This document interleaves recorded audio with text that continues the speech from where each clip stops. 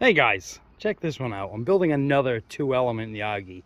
This time with a director instead of a reflector.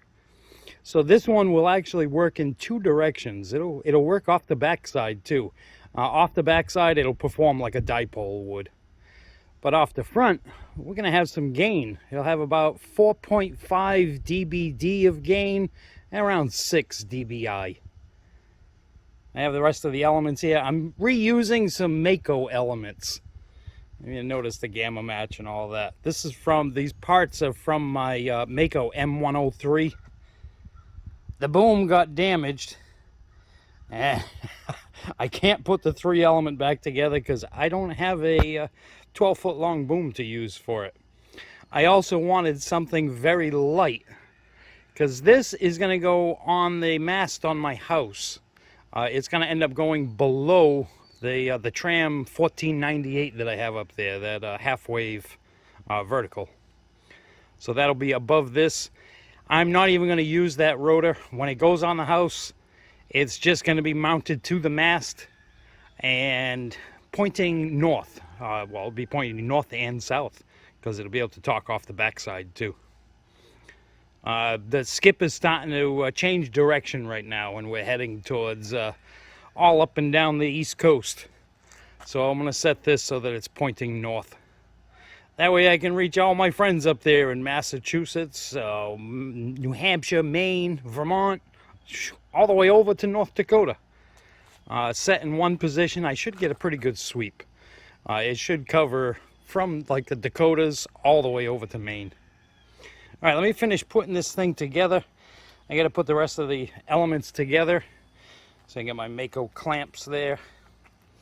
And I'm going to bring out the antenna analyzer. I'll move this out into the yard a little ways. It's still only we're just going to get a rough tune on it. Just to get it close before putting it up on the test pole. All right, let me put those back together. It's all together and it has a rough tune on it. I'm going to hook up the antenna analyzer to it next and stick it out there a little ways.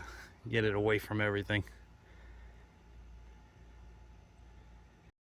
Well, I decided just to throw it up on the test pole. Why put it together twice? I was going to put it on a little mast out in my front yard, but I just brought it back here and put it here. I told you I used Maco parts for this antenna. I followed Maco's instructions. First, let me start out with, I had looked up Yagi calculators to figure out the dimensions for this. And I looked at several different ones and they all gave me different dimensions. Every one had the spacing different, it had the element lengths different. So I went to Maco and looked up the instructions for the M103, where these parts came from.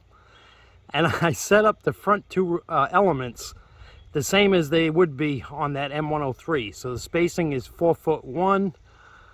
Oh, the elements, I believe the active one, don't quote me on this, but I believe it was 17'3", and the director was 16'5". I'm not positive on those numbers, but I'm pretty sure that's what they were. The gamma match, Maco says to put the two straps 24 inches apart and then the slider out 4 inches. Well, I couldn't do the 4-inch thing because the end of my plastic tube is gone. So I had nothing to measure to. I didn't know exactly where that point was. So I put it close. And when it came time to tune this thing in, it wasn't that far off. We'll go inside now and I'll show you the tune. I'm going to be putting this antenna on the mast on my house. Just it may not be for a while. We got 92 degrees today and it's just going to get hotter. By the middle of the week coming up, it's going to be 100 degrees for a few days. So it may be a few weeks until this goes in the air, but it gives me time to test it and compare it to the VQ3 up there on my roof. Now I know it's not a fair comparison because this 2-element is much lower. But I have to say, so far, this thing is receiving really well. I haven't done a lot of transmitting on it yet. I've just finished getting a radio set up on it. So I'm going to be messing around with it more. And like I said, it'll be here for a few weeks. So let's go inside and I'll show you what the tune came out like. Okay, so I have it hooked up to my Radioddity QT40, and we're on channel 39 because this is the area that I use my radio in. And I'm going to key up that mic. I got the mic gain all the way down. We're on calibrate, so let's calibrate that meter. And we'll check it. And what do we got? Oh, right in between 1.1 and 1.2. So we got a nice less than 1.2 to 1 match on channel 39. All right, let's go down a ways. Let's go all the way down to, we'll go to like 20. Let's go back to calibrate, make sure we're good. We're still good. My hand going in and out is making that camera do weird things. All right, down on channel 20, it looks like we have a hair under 1.3.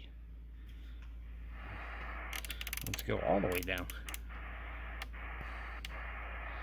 On channel 1, let's go back to calibrate.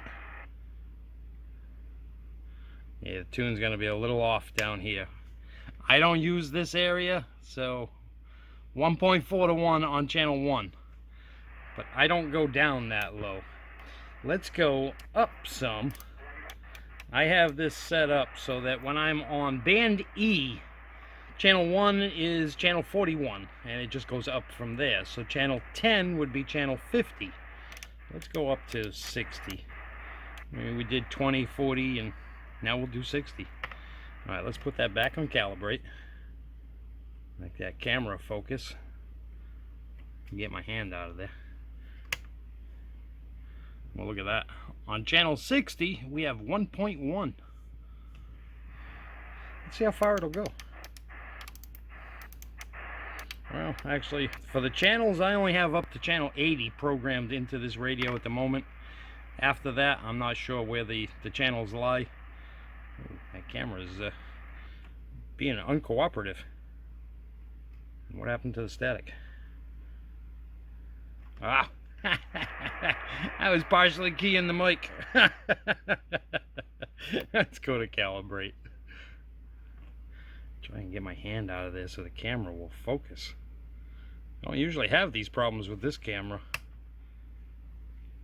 And we're still at a 1.1, way up on channel 80. I'll show you the frequency that we're on. That channel display will display the frequency in a second. 278050. Let's try going up higher. Let's see if we can get this thing. Let's see what that gives us. Let me press those two buttons. Press the two top buttons on the mic at the same time, and it displays the frequency. And we have too high. We're up into 28 megahertz. We don't want to be there. We want to stay on 27.